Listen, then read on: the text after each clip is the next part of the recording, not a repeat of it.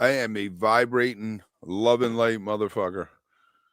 You are. Well, welcome back. Hey, we Yeah. missed you last night, but tell us all about it. I would have liked tonight's show better. I will say that. Like some of my favorites, a lot of trade tunes tonight. But yeah, Pebbles and Marbles, Petrichor works so much better in that setting. When you can sit down and listen to it, it Yeah. isn't a rock and roll concert. We got the in-law Josie Wales, which was really cool. You got Evolve. Valentine. You got an Yeah, Evolve, which you had to I'm love. trying to I skip over the know. ones I didn't like. Olivia Pigtail. I'm trying to be positive. I About thought to Wook. Run. All right, yes, About fantastic. I to was Run. pumping my That was fist, good. threw up devil fingers. I was, The twist was excellent. I thought that was, I told you earlier, that was, I yeah, thought the highlight where it got a cool jam in there, which I thought you yeah, would appreciate. That tube was pretty sweet that you yeah. got. I thought it was a good show. I thought I mean, there was some, The water in the sky was really neat. fun Um, stuff in there for right, you. snowflakes in the sand. I'm glad I got that for my acoustic Trey tune instead of whatever we got tonight. Brief time. Brian and Robert was cool. I was really tired. I got up at 5 a.m. I took a 3-hour train ride, hung out all day, and there we are. But tonight, There you I thought are. I thought tonight was just next level. That That was the this best is show of the weekend for sure. yeah, I For sure. For sure. just a touch. Neat to open up with just the vocalist there. Yep. I think last night we had strings, or the first two nights the strings were out in the beginning, so that was neat. And we got Joe Lambert. It was the nod that Joe was there. Yes. Thank God. I love that person. She is. They are just fantastic. I'm trying to. Um, Uh-huh. Great stuff. And if you don't know who Joe is, they were Aaron Wolf, Hmm. part of the 2015 David Bowie thing, big part of the last Beacon. So Yes. good Yes. stuff. Cayman Review, what a fantastic song. Just brilliant songwriting. I mean, where is this in the fish cannon today? This brilliant songwriting. Come on, man. This song and Simple Twist Up Dave are two of my favorite Tab songs, if I have favorite Tab songs, so to speak, just because like I feel like I don't know. Those are two songs I just feel like rooted in Tab. So I love getting them both in the first set across here on this show. I thought were fantastic. I mean, I thought it was the solos in it when Nat and Jennifer took a couple solos early in the show, like in the second song, and had their solo were fantastic. Like it really, like we talk about Fish all the time, setting the tone. It really kind of laid down the tone for the night, I thought. Because the show, yeah, it was fantastic. They were great. Yeah. Someone asked how much the 29 for was. 2 high noons. And then I had to tip, and I was like, "Can I give you cash?" Because they didn't take cash. So it's like 15 a piece. I whip out my knot, and they're like, "Sorry, cards only." I'm like, "Man," I was like, "Can I at least give No you a cash? Oh man, they don't even take 20s just to like pocket cash? a 5 for them. I Damn. was like, "Can you take cash for a tip?" And she was like, "Yes." So I gave her $5. I was like, "Good for Okay. you." I wanted to give somebody cash. I gave it to the nitrous guy outside afterwards. Back on the train was fun. Now let's talk about sleep, because during the member hang at set break over on volume, people were asking your thoughts. Where's the spotlight? Well, okay, so you're just gonna back on the train. That's on you, not me. You hit the wrong one.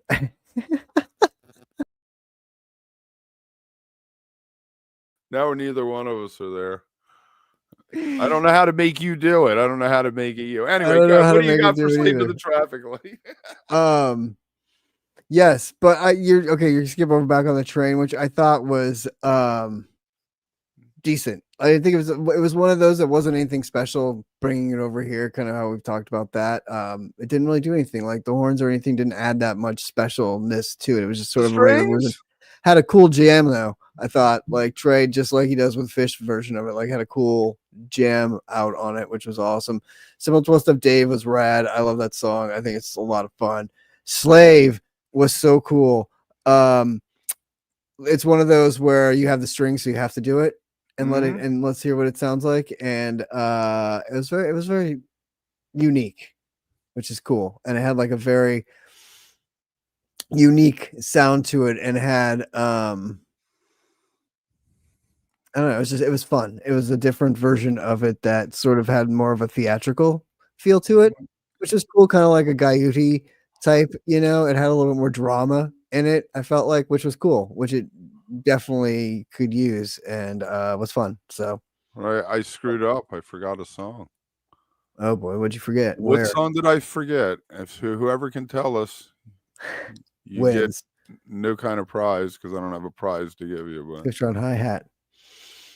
all right. What did you You're forget? supposed to vamp while I'm fixing this problem. I know. Well, I'm curious what you forgot. I wanted to know. You should have said what it is so we could vamp on what you forgot. Where was it? Oh man, I don't know. I don't know Heavy what it was. things. I forgot heavy things. Oh, Cheesecake. what do you think of Slave? I know a lot of people. I know To Boot really liked it over there. Slave was an indicator of superior arrangements. Yes. Yes, it was. I liked it a lot better than the Divided Sky. The Divided Sky seemed weird to me. The strings weren't kind of playing what you would expect. Slave sounded like if you said, "Hey, what would strings sound like on Slave?" That's what you would say. Okay. I totally understand that, because there's a moment or two in Slave where I thought the same thing. I was like, does this really work? And then you're like, yeah, I guess it does. Okay. Like, and then it starts kind of doing the driving thing. You're like, okay, yeah, it does work. And I can see how in Divided you would say that too. Like, it was kind of different. Yeah, I understand that. I get it. That Let makes Me sense. Lie is an interesting case in that Fish played it a couple times in 09, I guess. And then it came back out in 15 or 16 twice. And then it made the jump, I think, around that same time to Trey. It's one of those Fish to Trey instead of the other way around like we get. And I really feel like it works with Trey, and especially with the strings of Joe Lambert out there singing. You're a big Joe fan. Volume is out of sync with this volume. Yeah, it's a little behind. Is it? It always is. It's like 12 seconds, remember? 12 seconds, a measure of life.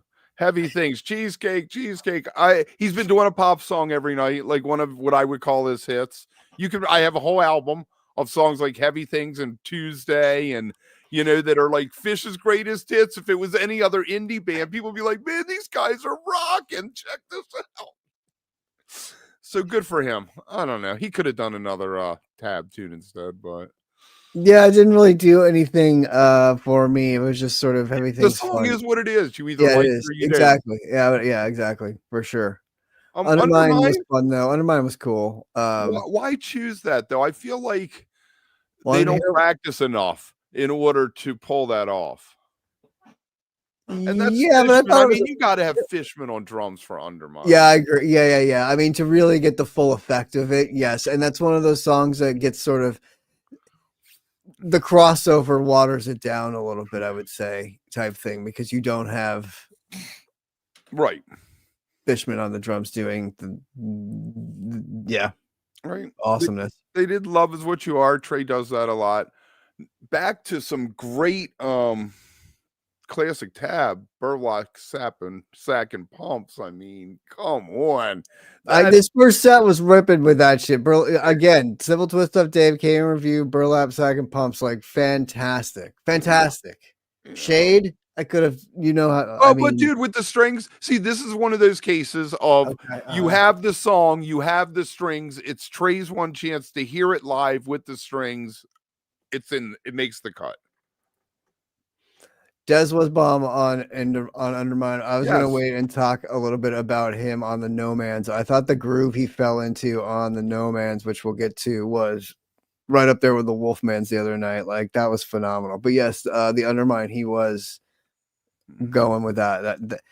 Yes, yeah, I would agree with that. Right, we used to do this. Hold on. Oh yeah, there you go. I forgot about that again. We got it last night too. We got it all together. Look at that. There you go. PR professionals. However, we had it last night. Oh, I guess I had Amanda in a different thing because it, like, the W crusted perfectly in the corner of the screen. How did you, like, we were moved over? Right. This way. Oh, the other way? Yeah, over, because the W was crusting right in the top of here. Yeah. Wow. I don't know. Anyway. 46 days. Now, it was David Straynay. He's a friend of the channel. He was on, actually, he was on during the original Llama's parking spot. He came on one of the after shows with us. 46th birthday today. 46. Happy birthday, Straynay. I hope you had a great show.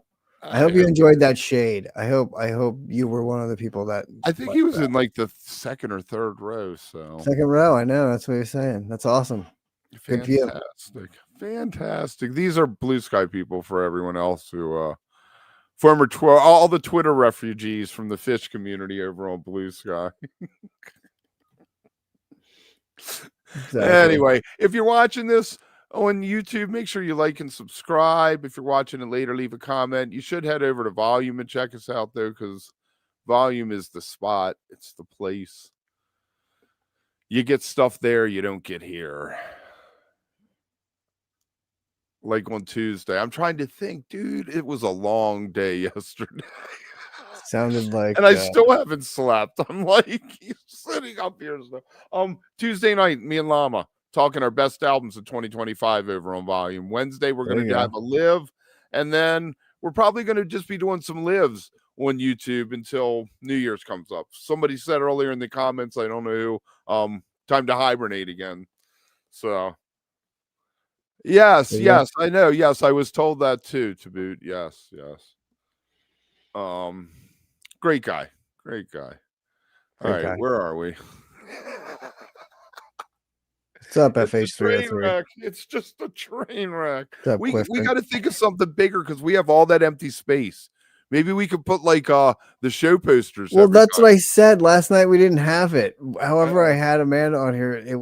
She was lined up underneath the W, but I don't want to mess with it right now and screw up the windows. So we're just going with it looking weird. But you could probably make it come up higher so it fills up that gap a little bit more. There you go. See? Aesthetics. There we go. All right, take it off. No Man's. Like I just was saying. Okay, so the horns in the No Man's I thought were really cool too. I thought they added that extra element in there, which were really cool. But gave it that like little funky vibe that you don't always get all the way through the fish versions once it like starts to expand out and jam. Once they no longer are playing it, they're just doing one of their jams. Exactly. But man, I really thought Des like floated right into it right away, and you could just hear it. And the bass was so smooth and so just driving throughout that whole it was great. It was so fun. Like sometimes he really shines. And like I said, that Wolfman's the other night was fantastic and had him. And that was the one that I commented on with you when we did the Dead shows, I think, because I was saying that last night when they did that in the opening show. He did a Wolfman's, and I was like, sometimes he just sounds better than Mike in some songs because he plays that specific groove and stays in it and doesn't wander too much. And sometimes that's nice. Right. So, and I know Mike does not want to play that. It's like when they do like Sand and Jabu, you can tell sometimes Mike is bored out of his mind. Right. But Des just goes with it and gets into it, and it's awesome. So, and I know, someone pointed out the Undermind, and it's the same thing. Like sometimes he just shines, and I thought this was an example of that, and it was a great way to kick off the set. Yeah. And then the Steam. What did you think of the Steam? I thought that jam in the Steam was ridiculous. Like that was a fantastic jam that they got into, and then he had a great re-entry, like a fantastic Trey re-entry into it and finished the song off because really everybody strong. else is paying attention to him instead of off in their own little world somewhere playing. Right, trying to wrangle them all up again and bring them back in. Everybody's all eyes on Trey. Like, we'll get to Yem, but during Yem, it was a little slow, and he turned around to Russ, gave him a nod, and boom, the tempo picked up a little. It's like he's like band leader, the master, but he needs everyone all eyes on him like a conductor, not three feral cats running around on stage. Right. No, completely. I thought that theme was fantastic, though. Like it was a great jam. I really liked. I like that a lot. So right. And then somebody mentioned when I was complaining the other night, I guess it was last night, about Trey, and I don't do emotional Trey, and I don't do emotional Fish. Like I can't. Right. That's just lame to me. So they were naming off a bunch of songs last night in the chat, and I was like, no, that doesn't. Someone threw Lifeboy out there, and I get it. Like, sure, it's Dude, I got loved those it. I lyrics. loved every second of that Lifeboy, man. I know That's you. one of the ones I I know wanted you're. last night. That was on my list of I know 5. you're such a big fan of that song. I know, and I was very excited that you got to hear it tonight. I Yes. wish you would have got it last night because I know you. I think this run, the rest of the run of this set after Steam is just brilliant. I mean, after It the life, goes, yeah, right? Drifting's another hit. It's very happy. It is a great song. You can't help but sing along and tap your foot. It's just a happy, happy song. completely. And then Night Speaks to a Woman. Man, you were expecting Chainsaw to have the baby right there. God. It sounded like a you know what it reminded me of? It reminded me of a Bob Seger and the Silver Bullet Band song. Like it's got that element in it, especially in the one section of jam. Motown rock. Full on. I was like, dude, this is full on Seeger rock. This fucking rules. Like it. Oh, so good. So good. Like, yeah, I love that. Yeah, I'm surprised she didn't have the baby right there. I'm surprised that was some baby making music, not just baby having music. Like, exactly. that was awesome. Liquid Time, a Trey tune. You don't hear much. I'm glad that he did it. Not exactly my favorite lyric of him, but I'm glad that he took the time to dust it off and work it up for this. He may have done it earlier in the tour. I'm not sure. And the keys were really cool. I love the keys in this song. I loved it. It was rad. It was a perfect follow up to Night Speaks to a Woman. It was great. The horns were perfect and just had sort of that like flow. They did what I like horns to do in songs like with Susie and stuff, where it kind of like doesn't just fill in, but drives a little bit. It was cool. Yeah. There we go. Keeping me honest. That's why Trey needs to play all the shows live so I can hear them at least. That's it. Tube. Man, those vocals in Tube. Little Thomas Dolby there. Trey having the time of his life. But the way they sing the vocals, the background stuff just makes that song. It takes it to another level. It's like a cover version of it though. Like, you know what I mean? Like, it's like if you heard another band playing it with like backup, you know what I mean? Like Chipmunks version.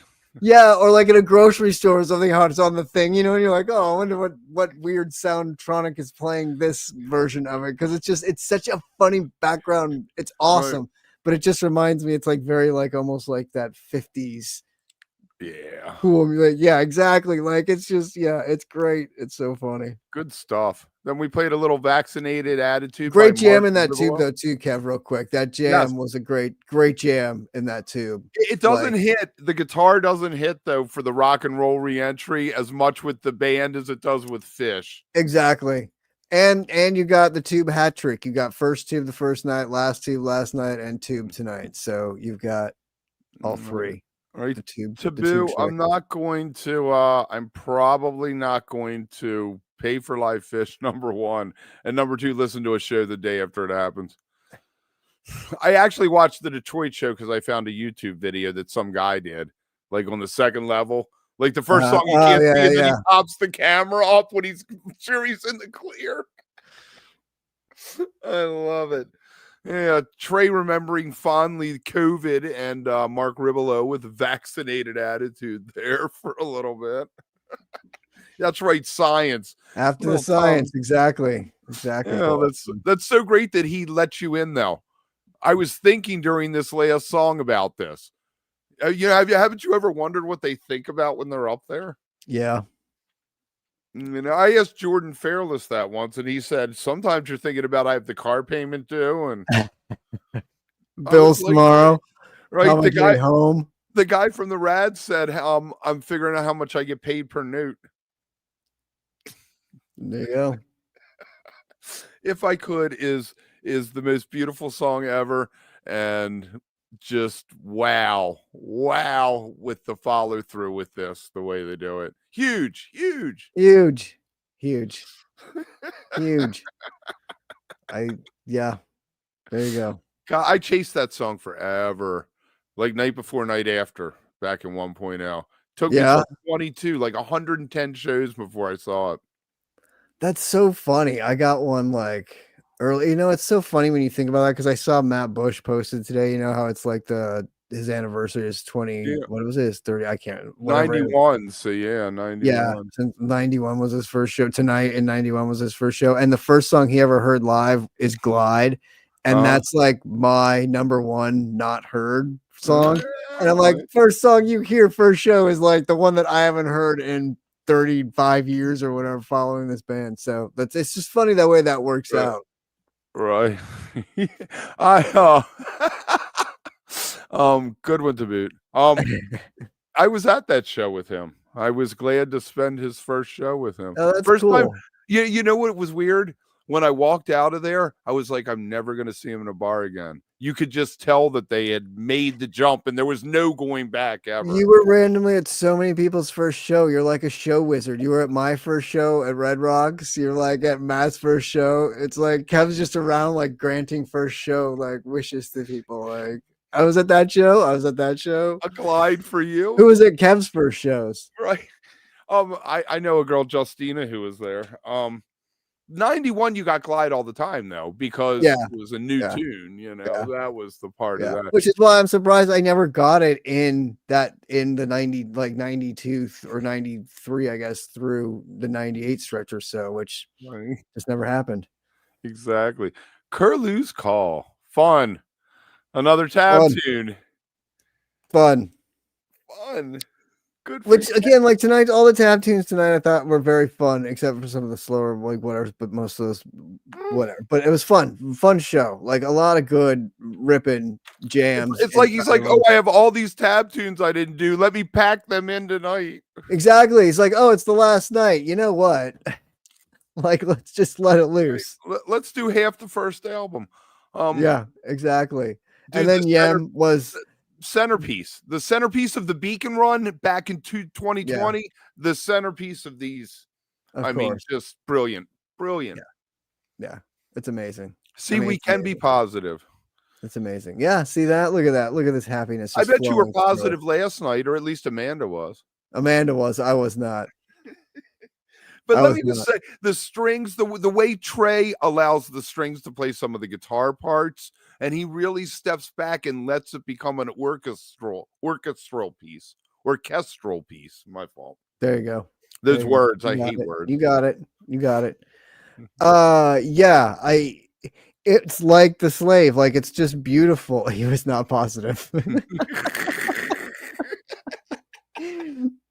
See? I was not. There was some positivity in there. It just wasn't overflowing with love and light. Like it didn't do a lot for me tonight. It was a lot better show. I don't know. What do you want from me? You know, I'm honest.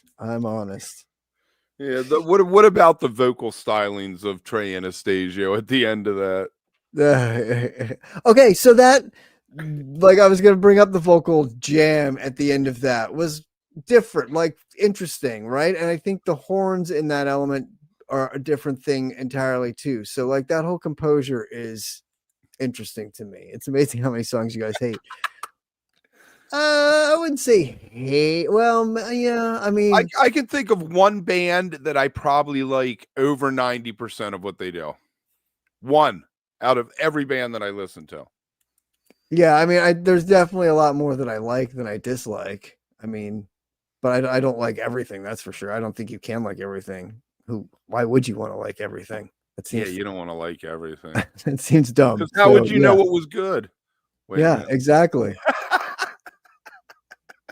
Everything's good. Everything is good.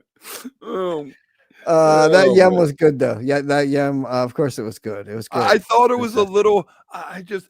Him holding the mic back and holding it up. I was like, it was Rockstar Trey. It was like the Bowie Halloween. It was like him out in front being the rock star in the little theater, like getting that moment. You think that's hard for him? Because he loves having his guitar on. Yeah, without the guitar, it probably is a little bit hard, but I think he's gotten a lot more used to it because just like last night, we talked about this last night with the first tube. The choreographed little leg up dance that he does running out to the front of the stage is like part of the song. It's not just like something that he randomly does anymore, like it's in So I feel like with that, yes, he's taken much more of a comfortable position being able to go out there and do like what he did tonight. So yeah.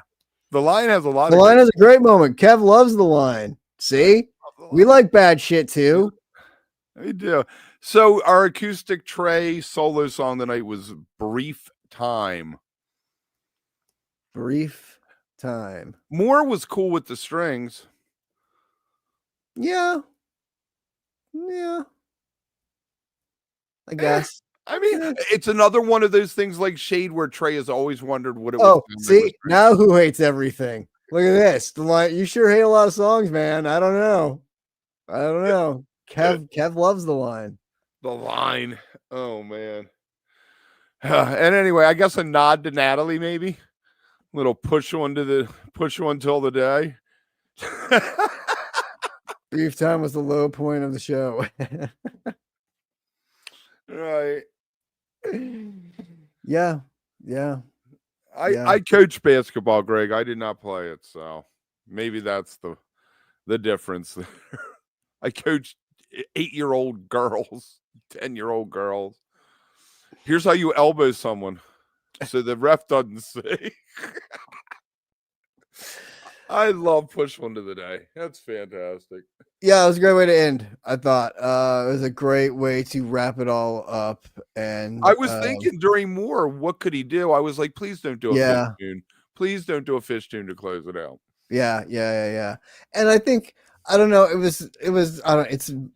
It's funny when you think back 5 years ago at the first run, like where we were and what was going on and everything, and just kind of like where we are now. With I don't know, it kind of gives you this like weird bookend to Right. things when you think about it now. It's pretty crazy. I'm going with it's a rebirth. It's a bookend. Like it's closing that chapter, and there's nothing but blue skies, as Jimmy Cliff would say. There you go. No covers the whole tour. Oh, actually, they did the in the heat in the moment or whatever that zombie tune the other night. So I guess. Oh that yeah, was when they one opened, cover. yeah, I guess that would be Yeah. to open. See, I make shit up and then I correct myself. But that's really it. I mean, that doesn't really count either. That's kind of the opener, and it was like a Overture. Right. Yeah, exactly. Thank you. Yes. Yeah. Thank you. See, we're doing tonight is sponsored by the letter L. And another L. How about that guitar? Man, the Octoc is just it is a grown man's guitar. It is just it growls. I mean, I like that. I don't know why it doesn't show up with Fish, but I guess he needs the lighter touch with Fish. Yeah, probably right. And like we've said with everything, he doesn't need to stand out as much or be the conductor, the leader in the other band. Right. This right here. What I would love to see, Funky Chris, is the Trey Anastasio, the all new Trey Anastasio review. And then we get like some strings. He takes the whole conglomeration on tour because he does the orchestra shows, so we know he's willing to spend the money. Take them all out on tour and do this every night for 12 nights, 4 nights in LA, 4 in Chicago, 4 in New York. That's it. Think of how deep he could get with that. Yeah. Thank you. Yes, 28 days. 28 days. Yeah. Yeah, it would be pretty sweet. I mean, it would be cool to have this touring a little bit more and not just these runs. It would be cool in some capacity, in whatever capacity that would be. And it would have to be a bigger. He'd have to go the next San size up Francisco, theater. sure. What? He'd have to go the next size up theater because I mean these shows were impossible to get tickets for. I just lucked into someone saying, "Hey, I want you to hang out at the show with me." Yeah, it would have to be a little bit bigger theater shows, but it'd have to keep that sort of vibe for the sound and for a 5,000 seat, 5,000 seats instead of 3. Yeah, probably an expensive tour with all that. Yeah, yeah, it would be an expensive Jazz tour. Fest tour. Yeah, but that's why you do 3 cities, 4 shows each. Right. I think you make a buck on merch at least. On tickets. Are On you tickets. kidding? Well, I mean, well, Tommy Dorfman would tell you the Live Nation is making all that money. how's our boy? What's going on with that? I don't know. We need to reach. I feel like since we haven't heard from him, it didn't turn out well. I probably just got pushed again. I'm telling you, that's just how that shit works. Unbelievable. Delay. If you don't know about Tommy Dorfman, we got a couple videos up with him. He's been fighting for 15 years against Live Nation, and some great stuff. He likens them to the mafia and some other stuff. It's a interesting watch, to say the least. Oh man! So let me try this again. Tuesday we got Llama and me doing best of 2025. We probably both will have Geese on there. I don't know. I might have to drop it since I know it's on his. This would be cool. Like places like that would be cool. Like those kind of amphitheater, like that would be fun. Like totally. Places that you have big symphonies like that. Yeah. Right. Exactly. Yeah. Yeah. We are breaking a big story with Tommy Dorfman and Ticketmaster. It's huge. It's huge. And he needs to fucking win. I mean, the story, the story needs to get out there more because it's a fucking crazy story. Like, it's an insanely crazy story. And two, like, he needs to win. He needs to, like, get his day in court, God damn it. He does. It's fascinating.